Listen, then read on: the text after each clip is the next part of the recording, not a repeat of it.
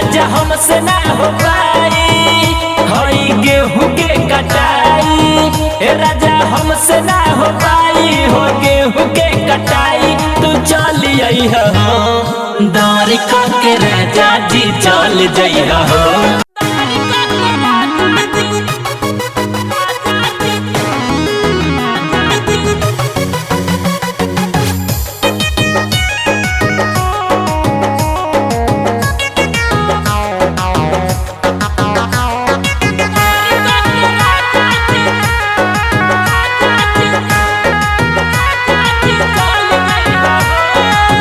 एक तमें बानी नया नौहर कनिया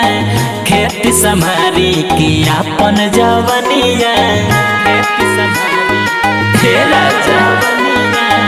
एक तमें बानी नया नौहर कनिया खेत संभारी की अपन जवनिया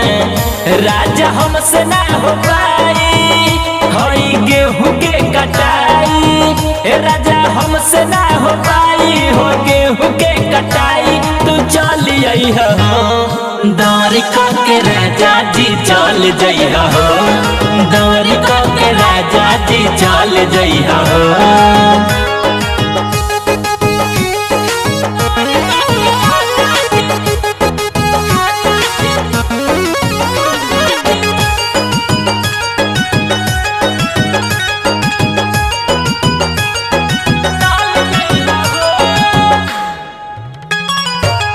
केतना कमाईबा ए पिया धनवा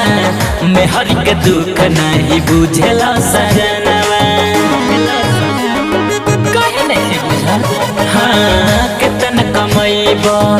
ए पिया धनवा मेहर के दुख नहीं बुझेला सजनवा देखते बीत गइल होली नहीं भिजल लहंगा चोली हो देखते बीत गइल होली ना भिजल लहंगा चोली ना बदल जइहा हो दौरी के राजा जी चल जइहा हो दौरी के राजा जी चल जइहा हो।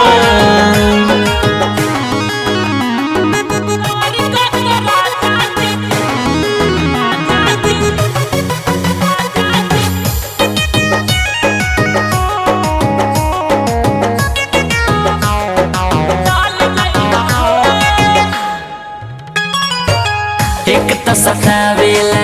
चैत के घमावा बबल पिया नहीं लागेला मनवा हे राजा हाँ एक तो सतावेला